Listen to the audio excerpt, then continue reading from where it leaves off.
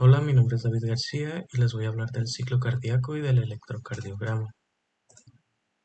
Comencemos con la anatomía del corazón y el recorrido a la sangre. Un poco de ello, lo básico. Entonces, como sabemos, la sangre llega al corazón por la aurícula derecha, por medio de la vena cava superior y de la vena cava inferior, que traen la sangre poco oxigenada del cuerpo. Y una vez en la aurícula derecha pasan por la válvula tricúspide hacia el ventrículo derecho. Una vez la sangre en el ventrículo derecho y una vez ocurre la contracción del mismo, la sangre va a pasar hacia las arterias pulmonares, donde se van a ir a los pulmones y ahí va a ocurrir el intercambio gaseoso, donde va a recibir oxígeno, la sangre se va a oxigenar y va a retornar al corazón por medio de las venas pulmonares a la aurícula izquierda. Una vez en la aurícula izquierda y esta se contraiga, va a pasar al ventrículo izquierdo por la válvula mitral.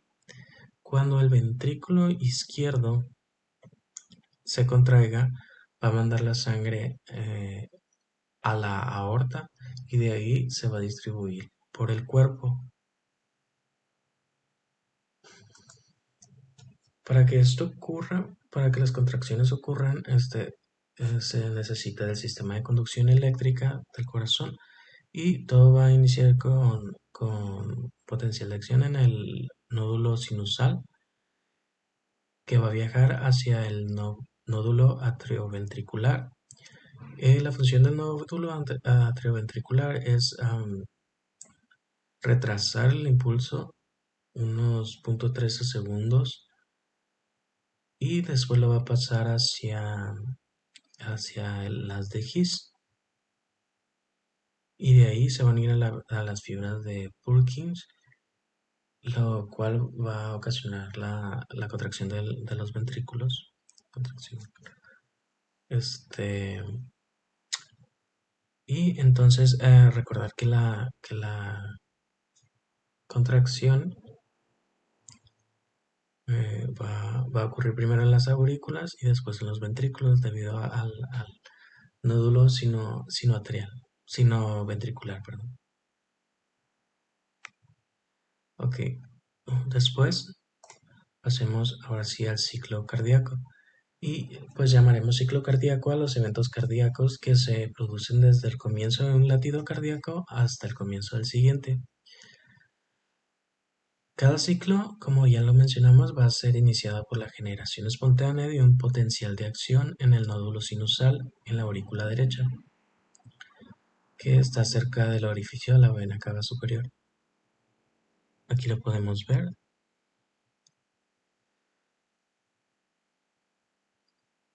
Después del potencial de acción, pues se va a desplazar a través de ambas aurículas y va a ocurrir lo que acabamos de comentar, que va a llegar al nódulo atrioventricular, después a las de His y después a las fibras de Purkinje. Ok, en este GIF se pueden enseñar cómo los ventrículos se llenan de sangre durante la diástole, ahí es la diástole, y durante la sístole se contrae. Entonces, también aquí se puede mostrar cómo las aurículas se contraen primero que los ventrículos, gracias a este nódulo atrioventricular. Bueno, entonces en la gráfica se puede mostrar cómo los ventrículos se llenan de sangre durante la diástole también y se contraen durante la sístole. Las tres curvas superiores muestran los cambios de presión en la aorta, en el ventrículo izquierdo y en la aurícula izquierda, respectivamente. Las curvas inferiores muestran los cambios del volumen ventricular en un electrocardiograma. Entonces, la propagación del potencial de acción en el corazón inicia en cada latido y el electrocardiograma del que hablaremos en un momento va a ser el registro del voltaje generado por el corazón.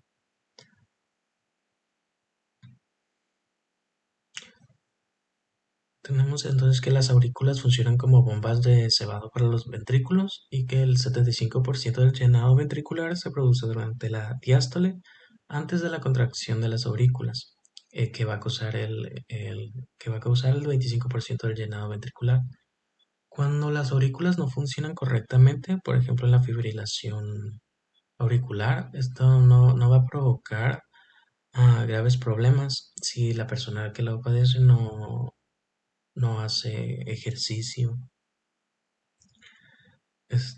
porque se va a presentar disnea e insuficiencia cardíaca. Pero si la fibrilación es ventricular, entonces sí va a haber un problema con la oxigenación. Entonces en la gráfica podemos observar la onda A, que se debe a la contracción auricular, y podemos observar esta onda C, que se produce durante la contracción ventricular por un ligero flujo retrógrado de sangre y la protrusión de las válvulas auriculoventriculares hacia las aurículas. Y la onda B, que se debe al flujo lento de sangre hacia las aurículas por el retorno venoso. Entonces, vamos a hablar de las fases de trabajo del ciclo cardíaco y va a constar de 4 fases. La primera va a ser el periodo de llenado, durante el cual el volumen ventricular izquierdo aumenta desde el volumen telesistólico hasta el volumen telediastólico, y viéndolo en milímetros, mililitros de sangre, va a ser desde 45 mililitros a 115 mililitros, que va a ser un incremento de 70 mililitros.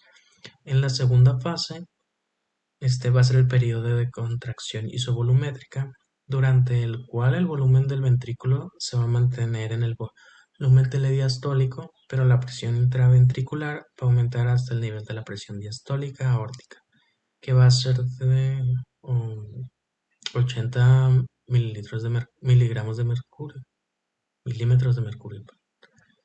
La fase 3, el periodo de eyección.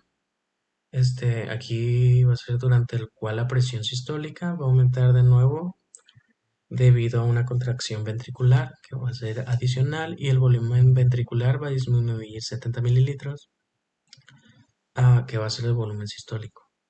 Y la última fase, la fase 4, va a ser el periodo de relajación isovolumétrica, durante el cual el volumen ventricular se mantiene en 45 mililitros, pero la presión intraventricular disminuye a nivel de la presión diastólica. Ok, ahora vamos a pasar a una explicación del electrocardiograma. Bueno, esto va a ocurrir cuando el impulso cardíaco atraviesa el corazón, pues la corriente eléctrica también se propaga del corazón hacia los tejidos adyacentes, o sea, los que estén pues alrededor, y una pequeña parte de esta corriente se va a ir a la superficie corporal. Entonces, si se colocan electrodos en la piel en lados que estén opuestos al corazón, se va a poder registrar los potenciales eléctricos que se generen por esa corriente. Y esto va a ser el electrocardiograma. Y aquí va a constar de varias ondas. Vamos a empezar hablando de la onda P, que va a estar producida por los potenciales eléctricos que se generan cuando se despolarizan las aurículas. Y va a ser antes del comienzo de la contracción auricular. El complejo QRS, que es esta parte de aquí, va a estar formado por los potenciales que se generan cuando se despolarizan los ventrículos antes de su contracción. Entonces esta va a ser la despolarización de los ventrículos. La contracción auricular y ventricular están relacionadas con las ondas del electrocardiograma.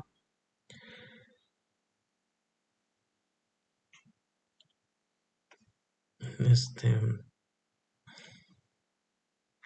ok, entonces vamos a tener que la onda T va a estar producida por los potenciales que se generan cuando los ventrículos se recuperan del estado de despolarización.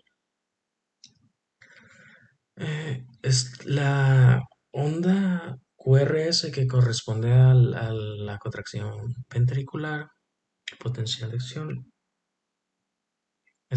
Va a tapar lo que es la contracción, la repolarización auricular, porque ocurre casi al mismo tiempo, pero como este es más fuerte, no se va a poder observar la repolarización de las aurículas. Entonces tenemos que la onda P precede inmediatamente a la contracción auricular, el complejo QRS precede inmediatamente a la contracción ventricular, hasta la auricular, hasta la ventricular, y los ventrículos siguen contraídos unos milisegundos después del final de la onda T de repolarización. Las aurículas siguen contraídas hasta que son repolarizadas. Como ya mencionamos, pues eso normalmente no se ve. Ok, ahora el intervalo PR del electrocardiograma va a tener un valor normal de 0.16 segundos entre la primera detección de la onda P y el comienzo del complejo de QRS y presenta el tiempo entre el inicio de la contracción auricular y el inicio de la contracción ventricular. Y el intervalo QT tiene un valor normal de 0.35 segundos, que es el tiempo transcurrido desde el comienzo de la onda Q hasta el final de la onda T, aproximadamente el tiempo que dura la contracción ventricular.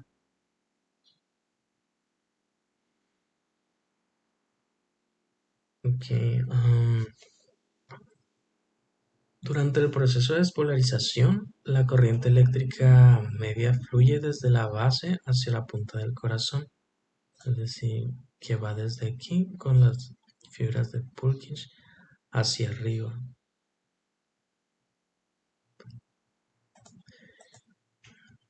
Y eso sería todo. Gracias.